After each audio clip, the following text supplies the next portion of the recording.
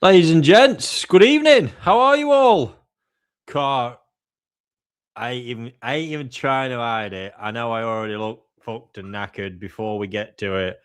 I've had a day out on the road to the lovely Kent, and I really am not one for driving for that very reason. It exhausts me, but there we go. It was for quite a fun one. I've been down to handling because it arrived today an 88 centimeter Momotaro Kohaku. That yeah, pretty similar value to that of a decent car. So I had to make sure all was well, getting into its new home and everything was proper. And on the van as well, I had also another couple of extreme pieces that I've been sorting out back here as well. So yes, had to be done, but my goodness, I'm not sure you're going to get the best out of me tonight. I can't promise it, but we'll try our best. We certainly will. And the main topic, not had enough time this week to get super proactive on it. I told you that might be a one-off last week. I did warn you.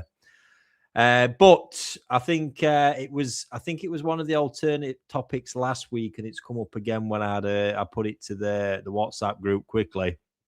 So filtration is tonight's chosen topic for our initial discussion. So that's what we're going to go with. I can see you guys have been super busy already, filling up some bits in the chat. And feel free to start loading up any questions on that basis.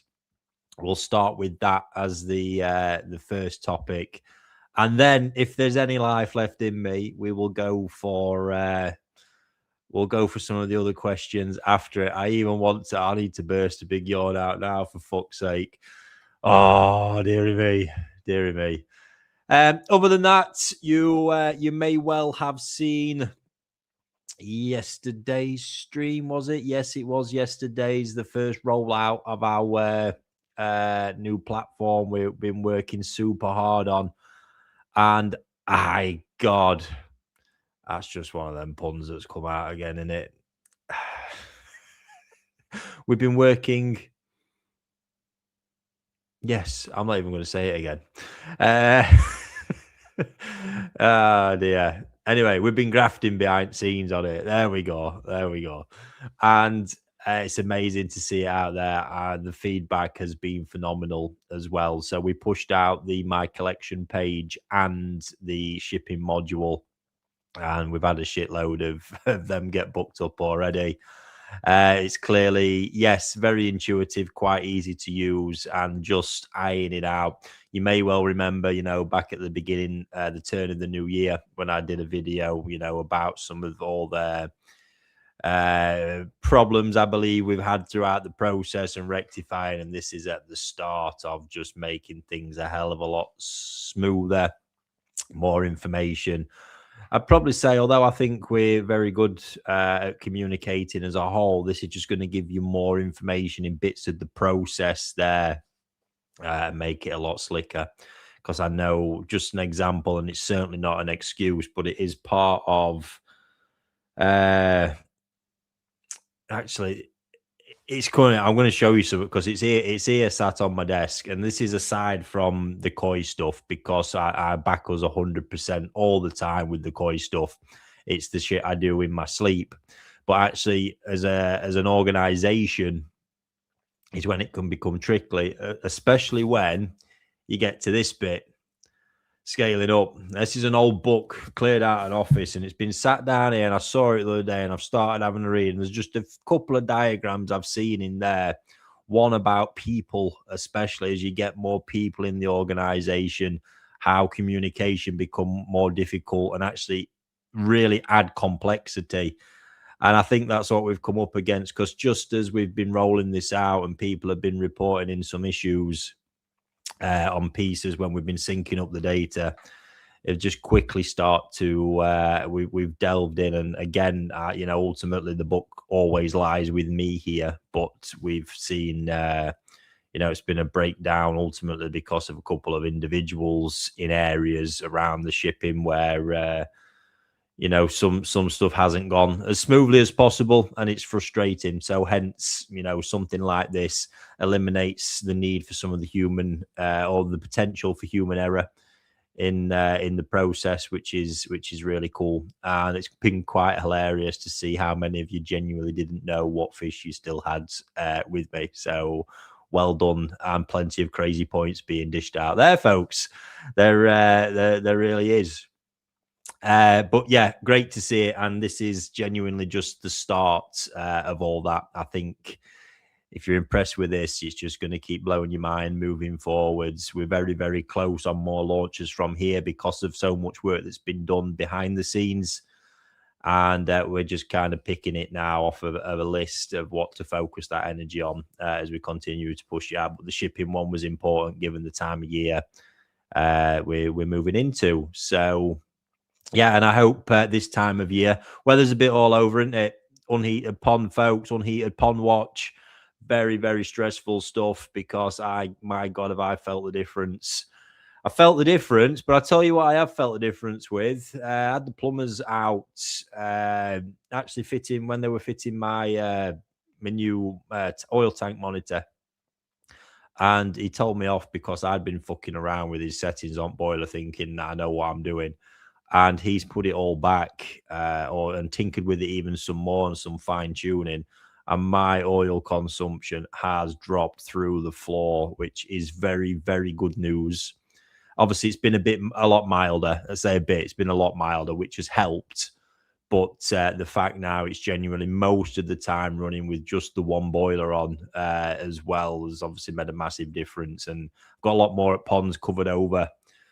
Just with some of them clear corrugated roof sheets, about 75 to 80% coverage on pond, just leaving a gap. And we're still getting good light through it. So all helping counteract those ridiculous oil prices right now. I'm so glad that didn't happen at the beginning of winter because it would have been another brutal one to weather. That is for sure. So I suppose I should stop waffling shite as ever. We've got to have the shite waffling session at the beginning, though, haven't we? And move on to your questions. Like I said, I'm going to focus on filtration stuff. I've not got anything in mind. In fact, that's a load of bollocks. I have actually, because one got me. My out and aboutness has been. I've been to a local one recently, and I tell you what, it was just. For me, there might not even be a lot of sense to this rambling, and it might be a little bit too kind of trip down nostalgia lane, but I think it just pinpointed something for me, and it ties in here to what to Lee Taylor's question here. Hi Ricky, what's your thoughts on multi-bay filters? So bearing in mind, going back, crikey, I started this 25 years ago. And back then I was starting in the game at the time that the Nexus was just emerging. And so the most common form of filtration then would have been for proper koi ponds was a multi-bay or some form of bay filter that would be constructed, built, vortexes, multi-bays, you name it. All those different variations were the big form factors back then. Showers were not really a big thing. Trickle towers were obviously around, but the concept of a shower and the way that's run wasn't around either. And I'm actually going to use, Colin. So I met Colin when I was 13. And I actually helped him build this first proper koi pond that he had. It was, in the end, it was like a nuclear bunker. And I still remember, the size of the filtration unit that went in was ridiculous. Massive vortexes. We retrofitted in some fluid beds as well, from what I can remember, matting, the whole shebang on it. And that pond used to run an absolute dream. It really did. Now, I fully get, please bear in mind when I speak of all this, I fully get, around people's busy lives and space becoming ever more valuable. I really do. And I'm not sure, even when I get to the end of this, what the point's going to be. But it was just an observation. So I've gone out and seen there's two ponds in this one garden, and one's 10,000 gallons, modern, very modern setup. The other one is not a lot of water, 1,000, 1,500 maybe, very natural setup to it, bit of plantation in there, a waterfall. And I just look at, for me, what stood out is I'm looking at this mass of a 10,000 gallon pond, and it's fucking vast. And at the end of it, it's just this tiny, relative to the pond, tiny filtration unit that I know's cost a shitload of money because it's a well branded drum combi setup with a shower over the bio. And I know things improve, things get better, things get more efficient. But I'm looking at all that water, and I'm looking at that going, there's just not an equation where that works for me. Certainly not in a world where what I'd want to do with 10,000 gallons of water anyway. But I think, the sum of money involved there for that system, and I don't know exactly. I just know roughly where them things are at, and it will have been a packet. And even still, it's still only housing 200 liters of K1, so ultimately it's going to be governed. What I was wondering in all that equation, and something that drives me absolutely fucking potty, is who has done the maths on that to say, and I've done a few short form videos around this recently, who has done the maths on that to actually say that is an acceptable enough filter for 10,000 gallons of water. Now there might be some flow rate I'm guessing here it's more, and this is actually my point. So let's say I'm trying to unpick that scenario first, because that one is a piss boiler for me. It really is, because it's a problem across the board, and I think something's shifted. My guess is that's been done based on flow rates, on potentially how many bottom drains could ring into it, you could pull through the drum. And then, there's X amount of bio. And yes, don't get me wrong, 200 liters of K1, it probably can. But, and this is always the big but in this, it's when it comes down to food, because food is the ultimate dictator here on what a filtration system can handle. That's it. Mechanically, I think drums should have some kind of spec to them, because I've seen from my experience, my drum filters are quoted I'm not even running them near the flow rates they're quoted on, but they cannot fucking keep up with me and the amount of mechanical passing through them and the clean frequency. They can't do it. So there should be some quota there for sure, not just based on flow rates, number of inlets, outlets, because I'm telling you now, in real world application, you ain't getting close to maximum levels on that. And the company that does deserve some credit for this, and the conversations I've had, is Oase, because they get a bit more serious about that. So hats off there. I'm not just going to drag everyone in, but it is ultimately dictated by biological capacity. So to have these kind of quotas, I just think is absolutely bizarre, because 200 liters of media is just the same as its max load on a basic Nexus, on a Nexus 200. And that's a hell of a lot of water you could do a lot with, but it's going to come a point where all that money's been spent and the capacity is just not going to be enough. I know it's not, because I can't remember what the quota is on the K1, but for what you could hold, whether it's a small number of fish heavy feeding or a large number of fish with basic feeding, either or, you're gonna trip that up soon enough. So I was just looking, and you just think it's completely disproportionate to it. And I think my bigger gripe here, actually, in all this, because I'm going to stop beating down on the drum thing too much, since I've had a much more positive experience with the pump fed Oase one that I've been running now for a while.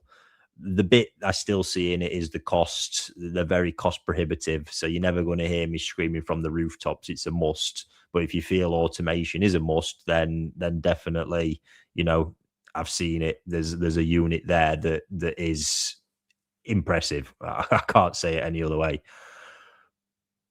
But the price and the site, for me, a lot of the issue comes here. And actually, if I'm going to be completely honest about it, we'll talk about the Oase one a bit more, because it's the combi aspect of this for me that is the fucking kicker, because it's causing two worlds to absolutely collide, in my opinion. So the Oase one, it's the small, I don't know what they call them, whatever it is. It's the small one that's got the drum and bio chamber together. And I can't beat on either individually. But my issue with it right now is, as a combined unit, it ain't cutting it for where I'm at, because I think biologically it's struggling, because there's just not enough media in there for me to do what I need it to. And the way that it kind of works with water levels and stuff, I've had to tinker and adapt slightly to get the level up to run it on its max media. But even at its max media, it's just never going to do what I need it to for my level that I'm at. I mean, there's a lot of, I'm putting it under a lot of pressure and it's sweating. But mechanically, it's an absolute demon. Like I say, it's done very, very well. I have not touched that in 6, 7, 8 months. I need to check exactly when it is. And when I mean not touched, it has not been touched. The screens, nothing. You can see from the state of them. And it's running phenomenally well still. So, and just as I look at the design principle of it, I think bravo, because you look in the removable screens, flush valves where they need to, the actual build quality of the internal cleaning pump that's also protected against finer bits that I've suffered with.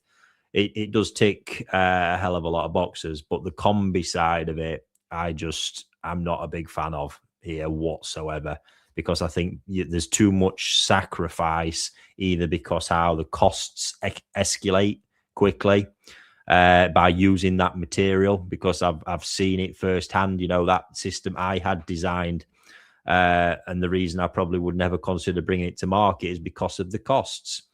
I think even the cost of that material versus fiberglass systems, I've not had a look at there, to be honest, but I should imagine it's a massive difference, because you then got all the welding costs, and there's a lot of labor involved in that as well, which I know is part of what shoves up the drum prices. Not in Oase's case, it's a different process, but with the others that are welded together.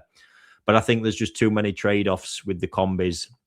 Probably a lack of ability to sensibly control, because I've understand this concept's been worked in, that people seem very obsessed with pulling the bottom drain flat out, and you just don't need to be doing that anyway. You just need to make sure you've got ability to purge and flush it, and that'll be more than sufficient.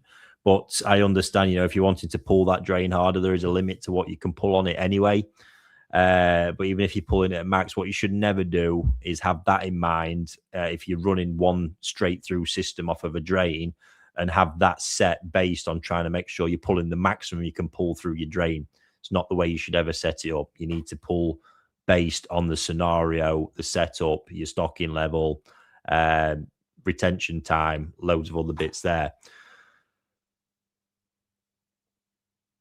Sorry, brain's kicked in. Lost my thread. But the combis. So sorry, flow rates. You should never ever be basing on that. And I know this is obviously becoming a big thing, because you're getting these drum filters that'll say, oh, you can pull, I don't know, fucking 1,000,000 liters an hour through it because it's got 10 inlets and 10 outlets. Again, I question it. But when it's then linked to a bio chamber after it, like I say, I think there's too many compromises, and there's loads of different ways you could do that. If you was deciding to invest in a drum, fantastic, invest in the drum. I think the biological side, there's loads of better ways, even block building a chamber. Loads of better ways you can do that to get far, far more capacity in there, and more bang for your buck, if you like, than going with these just small. They look like toys. I'm not going to lie. They look like toys. And especially in this scenario, I just looked at it, this vast pond and this tiny little Tonka toy on end, and I just thought, that's balmy. And that is coming from a world, don't get me wrong, where, yes, big vortexes, all the rest of it take up a lot of space. But what those systems do, and I mean, it's still the core way that filtration in Japan uses very vast capacities of water. We're talking big chambers for settlement, for biological that are very, very deep as well, contain a lot of water, and that allows them to actually pull more water through. Because when they're doing that, remember, because there's more water volume in the calculation of retention time, you're getting more retention but pulling more flow through. So there's all them elements to that. But I just think, thinking of, because, you set those combi systems, again, you've got to work within the levels or the depths, because it's all got to be a combined unit of what the drum's working on. But a fluid bed, for instance, become more efficient with a bit more depth anyway. So you imagine, you could be building your pond and you could end up building a fluid bed, the same depth in a corner, just one end. They've not got to take up massive amounts of surface area, because they actually perform better with depth. And you could do that, while the pond's being blocked up. There you go, kit a chamber up quite easily, and probably have capacity for hundreds and hundreds of litres of media in a more optimal state. And then you see, one of my other gripes with them is just the way the air diffusers work. I think you've heard me say this a few times. And again, this is on the biological side of it. Just those air diffusers erupting through the middle is not healthy. I'm talking in the case of K1 stuff here, but it's not a healthy way to get it bubbling. You want a more consistent, even, it's a bubble, slight, churn round, not an absolute eruption, because there's a chance you can be upsetting and disrupting the internal pocket of water, the retention within the media, by displacing it too much. So I think sort of narrowing in on it, again, I told you big point there was like, that just doesn't look right. In my head, that's not registering.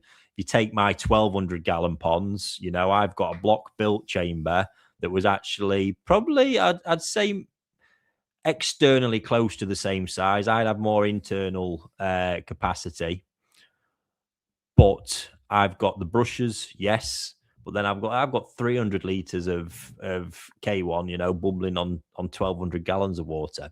It's just a massive, massive difference, and probably more combined water in the total filter system as well, in the same footprint, and the cost was an absolute fraction. And I do find it a bit sad. I'm not going to lie. I find it a bit sad that this side of, like, filtration, I had this chat with Chris actually internally, because I'm not sure. Like, I used to sit, I'm going to make myself sound like the saddest twat ever now, but I used to sit, it'd be a thing at my dad's shop, sketching filtration design concepts and playing around with stuff. You've probably seen that, hence that thing that I've got. It's like an old pastime, just sort of flexing your thing, like, oh yeah, that'd be great. I wonder how that flow patterns, all that. That's the world and sort of era I'm from with that stuff. And it's not getting chewed up and too nostalgic. I mean, the choice these days, it's not really about anything. It's should I have a Nexus or should I have a drum? Without really understanding how any of it works. And I think that's a big part of the hobby, to be honest, and through understanding those concepts. And it's not completely dead in the hobby, by the way, but it does seem, certainly if you look around social media world and stuff like it, that is generally what it's become. But yeah, we aren't really understanding the concepts, and through understanding them, you can probably, like I say, end up getting hell of a lot more bang for your buck as well. So yeah, that was that one. I mean, that's a vast amount of water, and the volume will always help that pond, but it is still ultimately limited by this little filter that's sat there at the end. And for people out there sort of selling them, and I know this in this case come from where it manufactured, I think, shame on you, really, because the fucking maths, it just ain't math in there whatsoever. And then the thing was that this bigger pond is newer, but unsettled. I think there's other elements to it. It's possibly a water issue that I'm looking into. But then next to it is a little pond that's running an absolute dream. The koi keeper himself thought that was the case. I never got any problems with that one. Heated up. Big difference noted straight away. When you just see two scenarios and apply some logic, well, what's going on here? That one's on the drum system, obviously being topped up a shitload fresh water more. The other one here isn't. Just straight away, simple. That is just an easy way to go, especially when there's two different setups in one place. Go, I probably know what's going on here. So we will find out a bit more on that. But that was just the thoughts there. Whether that adds any value, I don't know. That's just me and how I kind of see that when I'm looking at filters. And now I genuinely, just coming back to my thought with the Oase drum. So as the drum unit, super biologically. So the I've got it running on one of those row of 11 ponds where I've also got my own system I had designed and built that's got the brushes, fluid bed, and trickle tower incorporated. Now, don't get me wrong, 100%, 100%, the dream scenario here would be to eliminate the brush part of that and have a drum unit in there and then the two stages. That would be the ultimate system, because it's clear to see, like from us, me analyzing that right now, and I'm sure it's the same scenario for a lot of you guys, because of the cost of me those units being made that I designed. I could have, it's almost a direct choice between that and the Oase system, but I've got compromises on both. The brushes are actually so efficient in the bit that I've got. They get cacked up so quickly when I start heavily feeding, and it's a relatively small brush chamber I've got in there, that the maintenance, yes, it becomes a bit frustrating. So just looking on there, that's 11 ponds that need a lot more manual work. We can run some business math on that and see what that would actually cost us just in maintenance per year versus replacing it out with a drum with actually the initial investment in this case very similar, but then the mass reduction in maintenance. But then, like I say, in that instance, biologically not stacking up. Now, yes, I could design something to add on, but then I'm obviously doubling my cost and going way beyond all that. So I think the point here is neither is perfect. There's always a compromise or something to it at the end of the day. And but this is why it's about really looking into the needs for you as a koi keeper, how you want to keep fish, what you want to do with the pond, all the rest of it, and then really trying to get the best case scenario from there. And a bit more of that back in my day. It feels weird me saying that, doesn't it?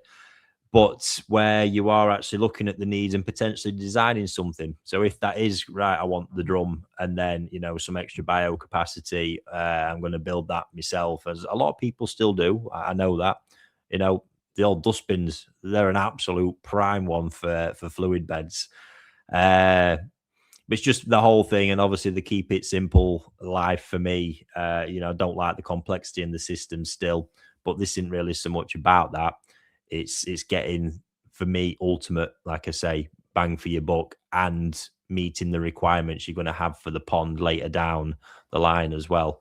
So like I say, my scenario there, that there is no perfect fit. I am trying to decide still at the moment. I think when it comes down to my own system, the actual installation is not right. Like because of the way I did it, I was thinking of the filter and not the install. The brush chamber's on the wrong side. The flushes aren't right. There's a few things that if they're all in the right place and easier to access and do, does that make? In fact, I know it's already going to make it a lot better.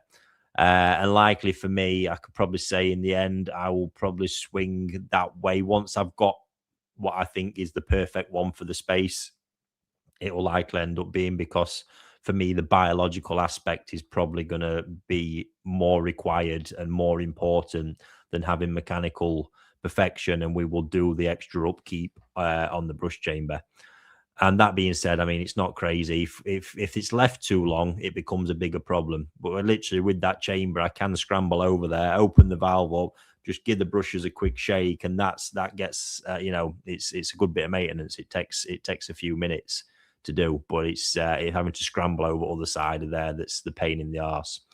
But like I say, coming back to it, I have been very happy with the performance on that Oase drum, and honestly, think if there was a world where, and the problem is I'm working in a space, this is a retrofit job, which gives my system more appeal because it's bespoke. I know Oase do a bigger one, even that's pump fed, but it's going to eat into too much of I've got to have it over the pond on the platform that I've got. It's going to eat into too much of that space. So not ideal. And that's another bit of a thing I've got, really, because it's so much, especially with the world where these things are being made, these drum combis, whatever it is, they're being made and welded. I think there should be a bit more flexibility in options and bespokeness with them, especially given the price. And they've all got to be physically made and put together anyway. But that's the bit that really, jumps out. I think when you're spending that money, you're having to work around what's there, can make things tricky, especially if you're in your garden and space is a problem. Ultimately, it might just be that, whatever spaces you're working with, some level of bespoke or build might actually serve you better as well. There we go. I'm going to shut up on that one now because I have no idea if that's been any use or not, but it's just some thoughts and feelings around all that. I mean, filtration is massively important. And yeah, does it get better? I suppose that's the question over time. Does it actually get better? Has anything really got better? I mean, automation is obviously a helpful bit. Some would argue it's actually the bit of maintenance in the hobby. I know I love the maintenance on my fish tanks. At work, I enjoy it. It's just I don't have time for it during the day. It's not wise for my time to be spent on maintenance. But when it comes to my fish tanks back here, I find it therapeutic. I mean, I'm sure there's people watching this that will agree and get that. I find it therapeutic, but also I do understand that, and it has done with me, it can get quite overwhelming, especially when you're busy, and I have been super busy of late. It can pile up a little bit. So certainly on that mechanical side. So, I mean, it probably I could probably do with I'm not having, 12 tanks there in my garage if it was just the one. But I get it on balance. It is, I do enjoy it. It really just switches my head off, when you're faffing around with it. But I get the side. Obviously, we're all busy. So, yeah. Are things actually improving? I think in some ways, yes. And other ways, they've actually gone backwards. I think the same way that like backy showers completely fucked everyone's head up in regards to turnover and flow rates and stuff like that. I think this is probably another sort of phase here, but I just encourage you probably not to just focus on the options that are available, and probably put a little bit more thought into what you need. Can something be designed and put together here? Quite easy to copy as well. How they're sort of done. Yeah, there we go. Right, your questions. So, Lee, what was did I answer that? What's your thoughts on multi-bay filters? Absolutely nothing wrong with them, Lee, whatsoever. My gripe with multi-bay filters came from the days when there's too much static media. Alpha grog used to be a very popular media in them. I hate alpha grog. It just epitomizes for me the dirty, nasty, anaerobic world that can build up. And it just so happened back in the early years, all that it probably come actually, it's emotional scars. Here it is for you. So back in the early days of those fish houses that I now have brushes and fluid beds, they were brushes and alpha grog chambers from a design of my old man's way back. And we didn't even, I mean, don't get me wrong, as they were being built, every penny was being watched. But the alpha grog went in these chambers, and they weren't, flushers weren't designed properly. Media weren't bagged to begin with. And I still remember having to chamber. You ever tried scooping alpha grog? The fucking spade thing just bounces off it. And there used to be tonnage. And when it come to cleaning out time, and you're fucking 12, 13, 14-year-old, that ain't a job you want to be doing. But I did. And there used to be some nasty stuff come out of them chambers. So they were sort of things that were wrong with multi-bays back then. And alpha grog, I don't see. I just see it as the only way I can describe it is you've got this piece of rock with these crevices where shit can get into and build up, versus that lovely bit and in a static chamber where there's very little movement, versus that of K1 that's in this lovely little aerobic bubbling environment where the old biofilm, that's where it is, can be gently knocked off and replenished, whereas it just sits more stagnant and dormant with that grog. So a poorly designed bay filter is your absolute worst nightmare, and a poorly maintained one. And so I say certain medias are just an absolute no-go for me. But yeah, when done properly, still a fantastic, fantastic system. And I think you'd find, you're going to get, especially when you go retrofitting, you can retrofit a fluid bed into one. You can get a lot of advantages from it for sure, and probably decent bang for your buck with those. Saying that, I don't know where they actually run these days, but I should imagine they're still more reasonable. Hi Ricky, what's your thoughts on veggie filters with modern filters and bio now? Do you feel it's not necessary? I don't think it is. I think you can just quite easily, get a bit of plantation, sort of some of the surface. What are they? Water hyacinths, lettuce. I don't know where they're at. They've been banned still. It's a weird one, but stuff with the heavy roots. I believe irises used to be a good one. You've got to get the right plants in it. You've got to get the right setup and make sure you don't just create an anaerobic trap zone in there as well. So that's why some of those surface plants can just be a lot better at it. Obviously, they always die off in winter if they touch a bit of cold, but they're cheap enough anyway just to replace if they're still out there. But I don't think it's ultra essential. Whether or not you'd get much advantage from the nitrate removal side of it as well, I don't know, because with a lot of people, tap water's laced with nitrate anyway. Would it ever catch up? I'm not obviously a fan of testing it generally anyway, so I couldn't really say. I've not run ponds enough to do it, but we did. Those same filters I just spoke of, we used to actually have beds of hyacinths and lettuce growing on them that my dad had to sell at his shop. That's where we grew them. So those things I know because of the roots and how big the rootage grows, and it's constantly in search within the water. Very good, and they just sit, on the top of the filter, so there's very little harm that they can do because they're in there anyway. So it's got to be designed properly to have any benefit, and how big it would have to be to get that benefit, I don't know. There'd be people more thinking with that, but K1, or the new K Plus especially, and this is a concept that I'm still wanting to learn a lot more of, but denitrification is one that's not spoken of. And I know it's something Jasper worked on quite heavily with the new K Plus. The outer part, the really thin layer on the outside, is all to do with denitrification. And part of that is where things called anaerobes have to be formed, where it's pockets within the biofilm that are kind of starved of oxygen, and denitrifying bacteria can grow in there.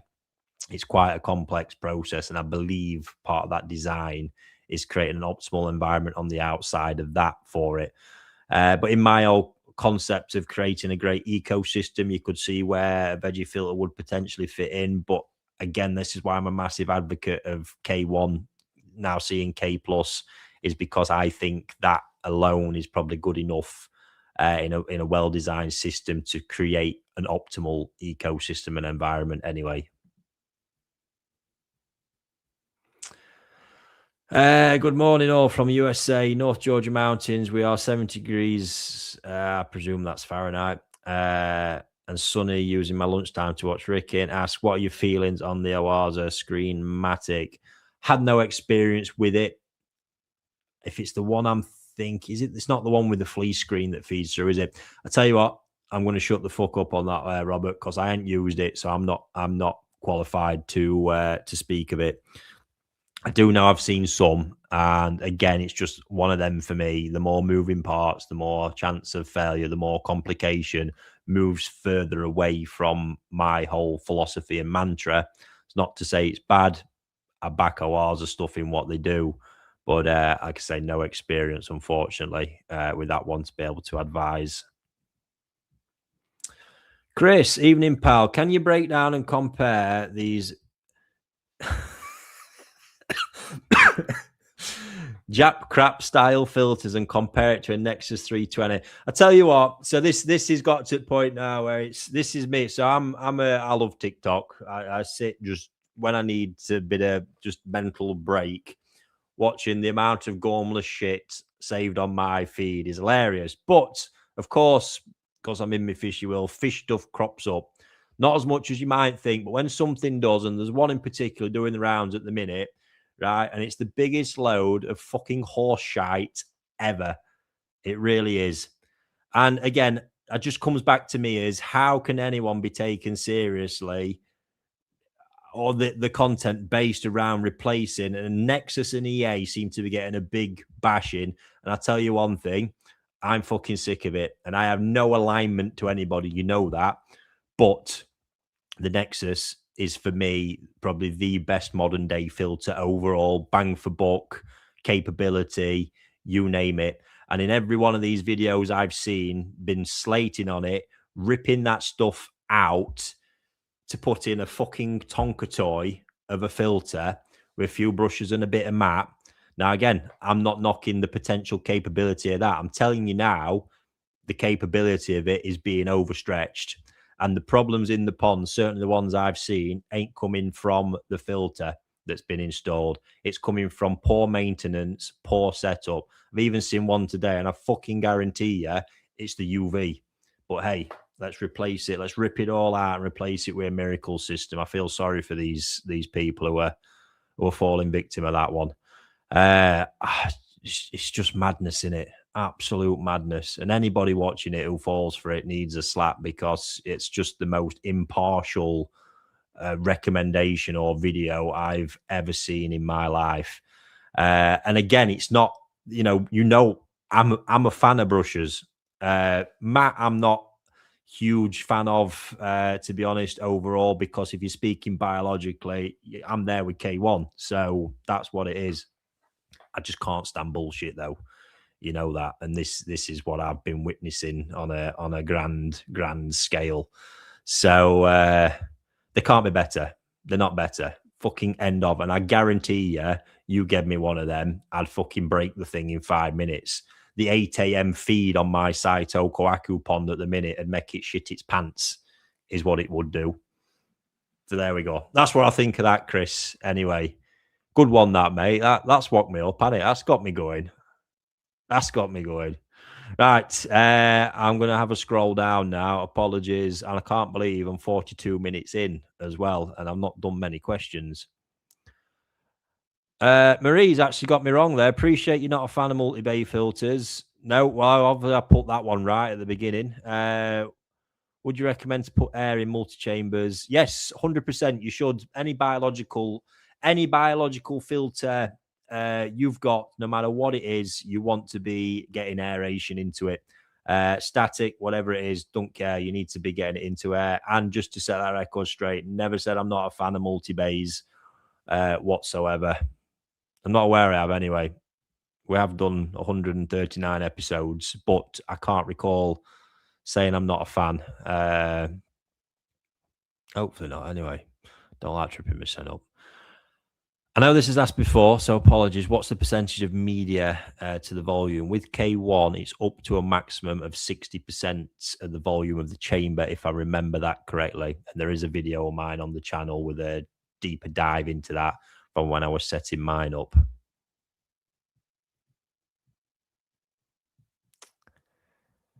Let's have a look.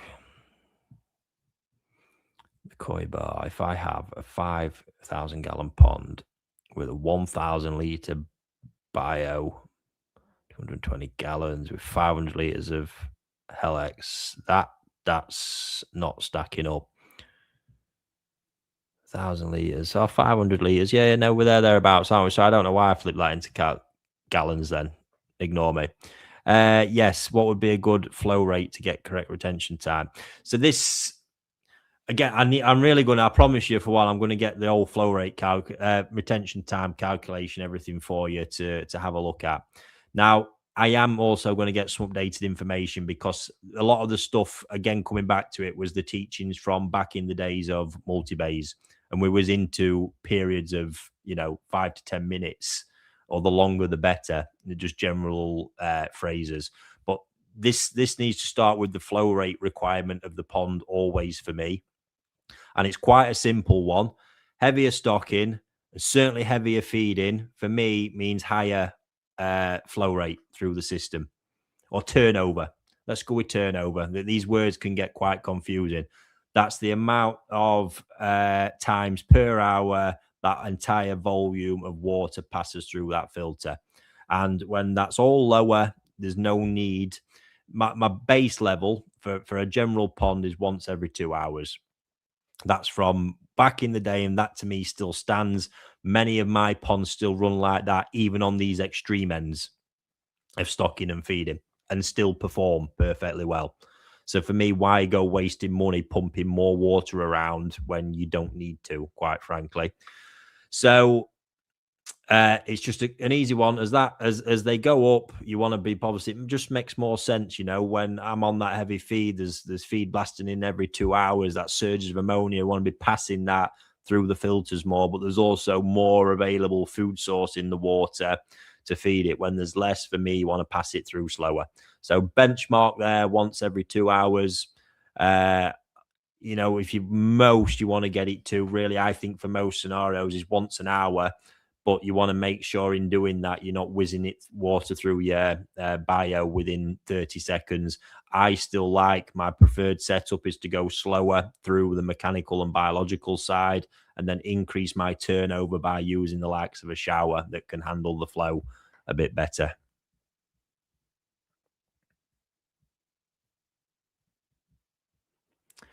I was going through the same process right now. Sorry, but I don't know what that's in relation to.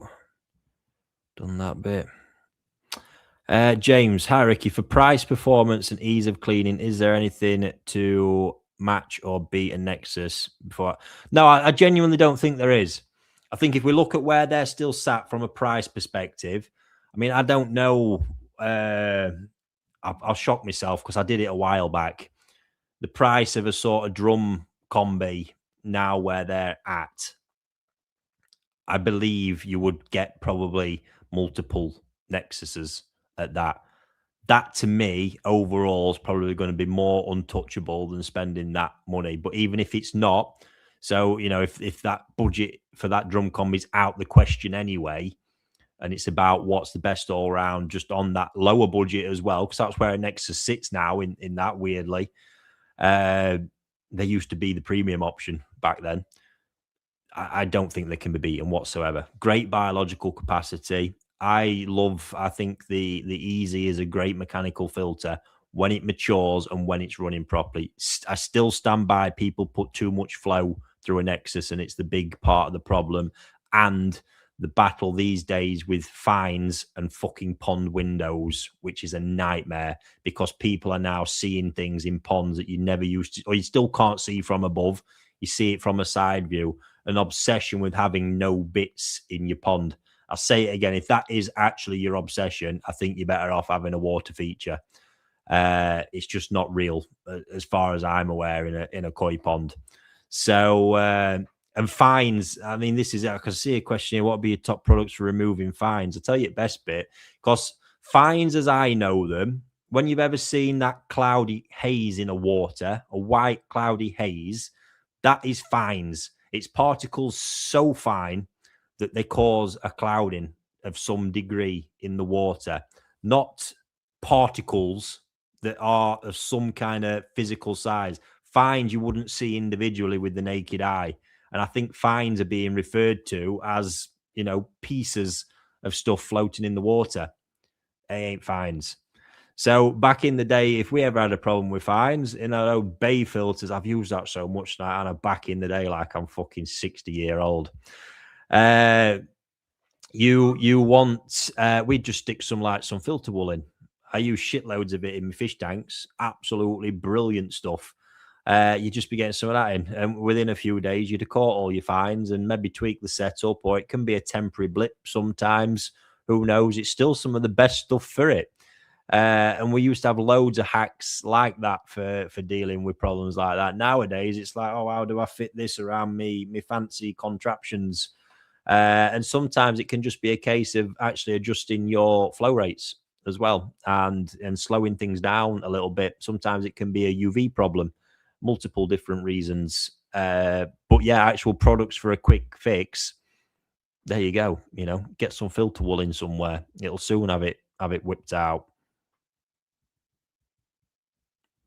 That's not really a filter question. I'm going to leave that one.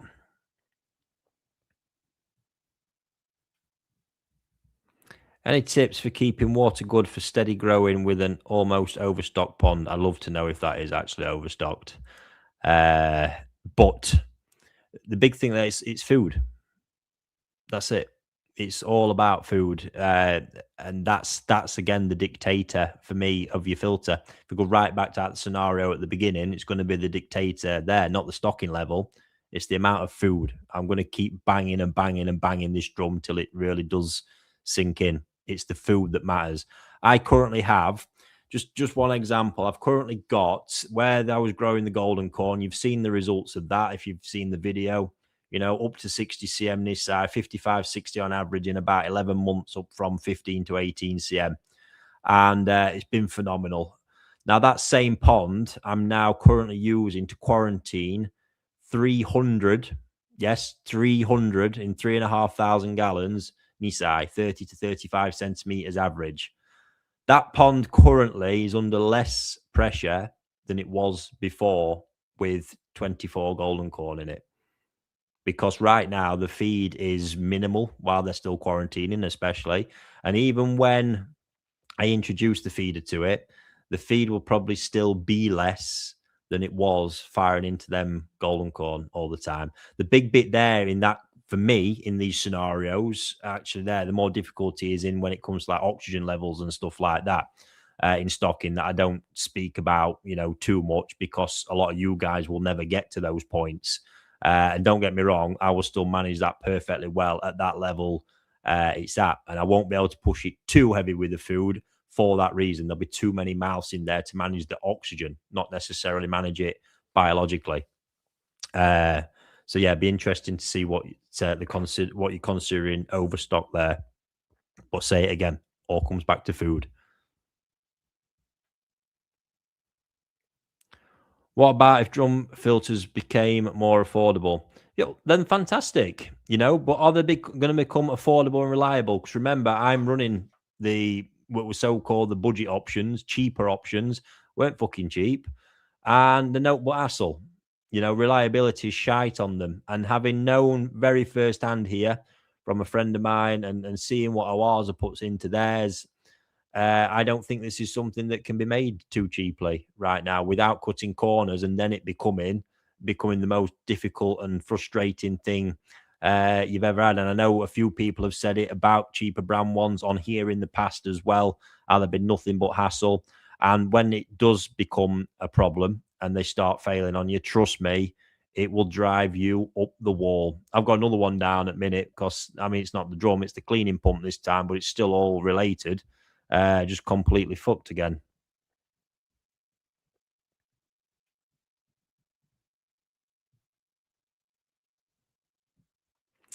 A Civ DIY moving bed. I don't know. Sorry, what we got there? Oh, that's in relation to that bit. Ricky, if you had a Vortex today for mechanical filtration, how would you best use it? Set it up slow. You just want that nice, gentle spin in there to get them particles to the bottom. It's obviously a Vortex was the shrunk down version of settlement. That was the idea. Obviously, settlement works phenomenally well. You just need a lot of space to do it, but it's amazing how well it does work. And the idea of the Vortex is shrunk it down, and by getting the Vortex in motion, you decrease the footprint. But again, you whiz it round too much like that, you're just going to whiz all shit into the next chamber.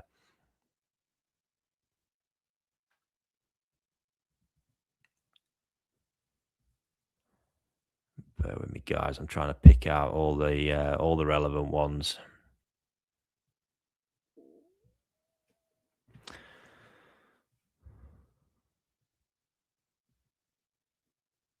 3D Aquatech. Oh, we're getting some plug-in in here. We make and sell drum filters. We haven't gone down the combi route. We'd much rather advise customers to buy good branded media and either create their own moving bed showers, cost-effective alternative.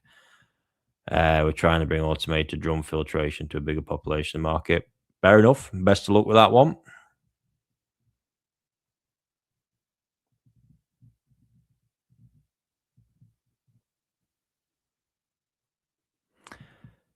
Gary Fisher, hi Ricky. What would you think is an ideal retention time for a biological filter? I am opting. I'm just gonna say slower the better at the moment until I'm gonna have that chat and get that information on how it's deemed with the more modern spec medias, because I've heard it said they can get away with more faster flow rates and stuff like that. But I've not had them in depth conversations to go with the likes of a lot of the medias you guys will be running. So I'm going to say nothing now because I know the impact that can have with people going and changing stuff that might actually not need changing. My guess is though, a lot of you guys are probably running things too fast because again, I come back to it. I've seen this culture of the biggest priority and stress being that you pull in the bottom drain as fast as possible. Even when you're doing that, you'll still get some settlement in that drain. You really will, because of the way it's not the same as backing it up and actually purging the thing properly with that massive surge that comes through.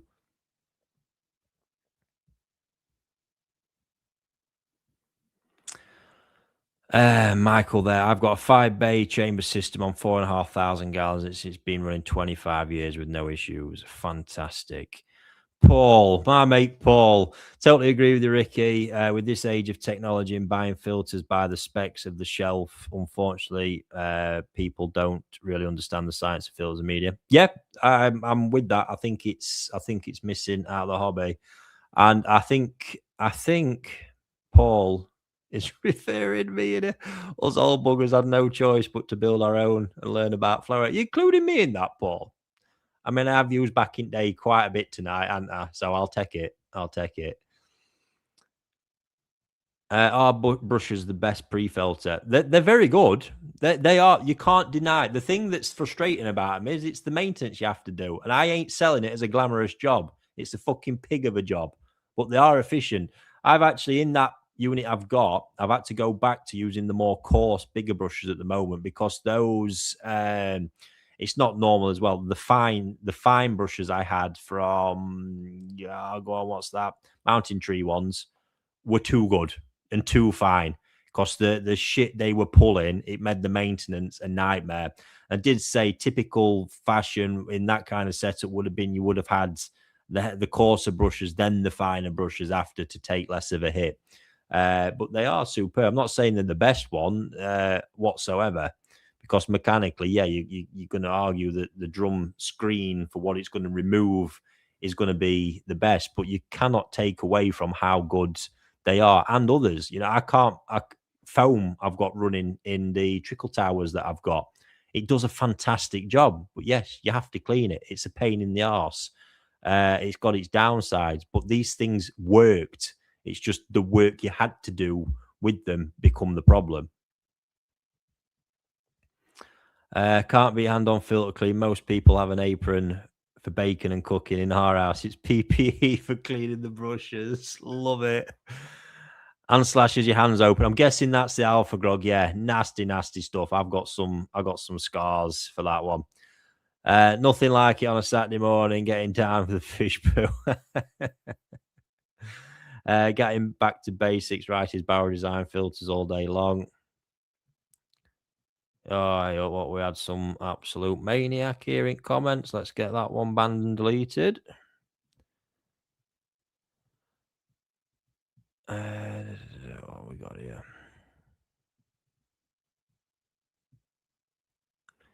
Oh, Chris, that's in that you're not fitting one to one of your ponds, then, pal. That's in relation. No, Chris, I'm not, mate.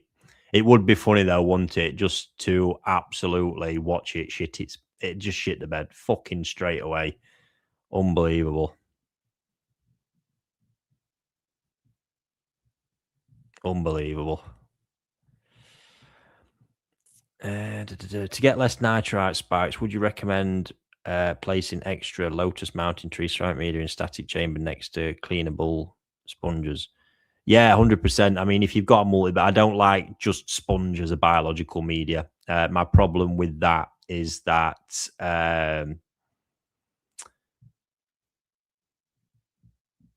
sponge works biologically and mechanically, but that's part of its problem. You get too much shit build up in it, which is an anaerobic effect working against where you need it to be aerobic. that I'm not a fan of. So like an aerated chamber with ceramic plastic medias for biological is always going to be where I'm at, and I think you're going to get more efficiency from that for sure. Emery, apologies, Ricky. What I took from previous episode when multi-base were mentioned, but forgot its potential for bad bacteria due to poor maintenance. Yes. That's that one I've just done.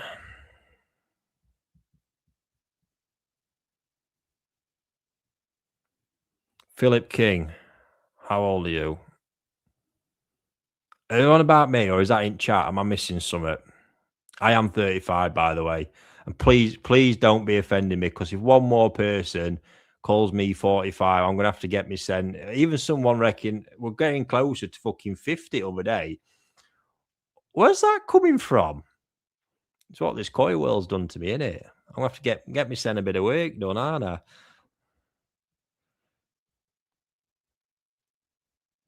Hi, Ricky. I'm watching from Portugal. Is there any problems having a pond naturally fed with spring water?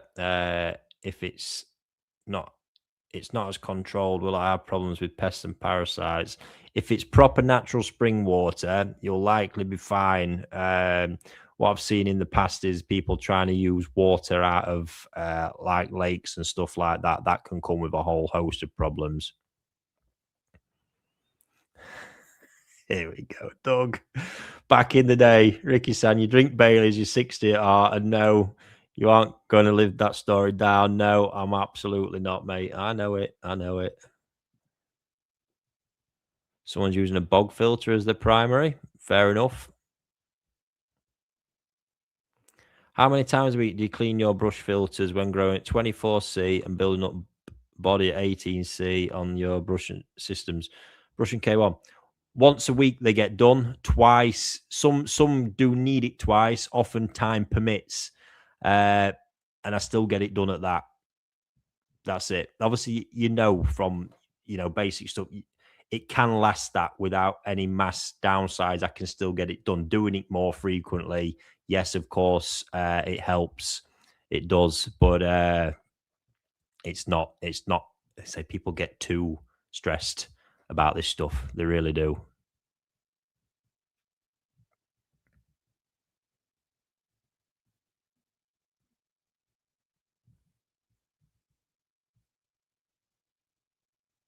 I'm at the bottom. Hour and 2 in. Anyway, hang on. Let's just have a look here. I have an 11,000 litre pond, 4,000 submersible pump to 12,000 litre canister filter, and a lot of DIY filtration that keeps my water clear. Also, only using borehole water, just to give some context. There we go. There we go.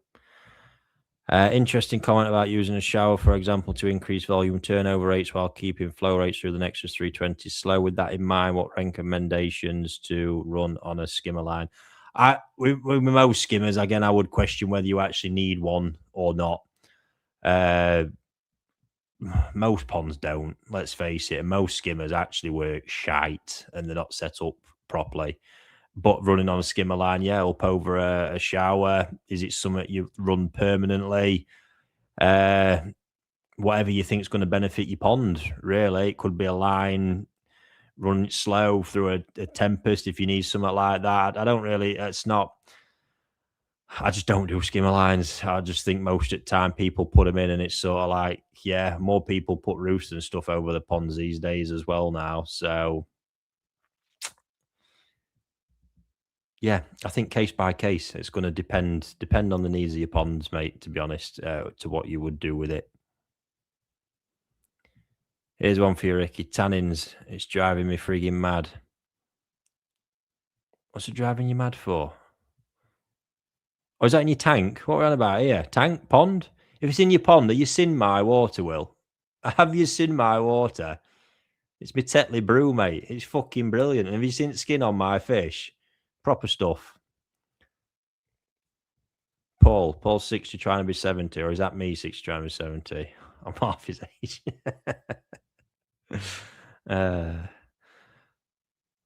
Pond for pound or pound for pound, what would you say is the best budget filter, be it DIY or shop? But DIY, 100%. If you can get the concepts together, 100% DIY, you will nail it. You'll get so much more bang for your buck, so much more capacity, just so much more of everything. How much food are you managing to feed on your 300 liters of K plus? Well, it's actually 300 liters of K1.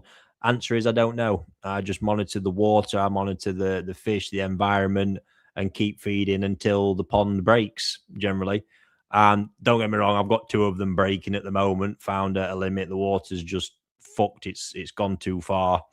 But that's what I do. I keep my eye on the fish, as I've said many a times before. Observation, studying it. And for me, oxygen often becomes a bigger problem before anything else with them sort of stocking levels.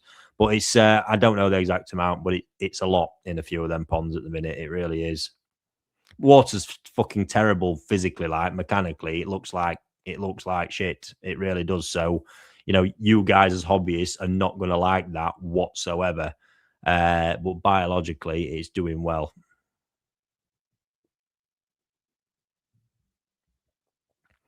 Right, no more, folks. I'm going to do these last couple now. That's it. Chris Hall, I'm running a gravity-fed Nexus pumped through a bead. Do you think the Nexus will catch enough waste to stop any long-term issues with the bead? I'm running a gravity-fed Nexus. Oh, pumped through a bead after.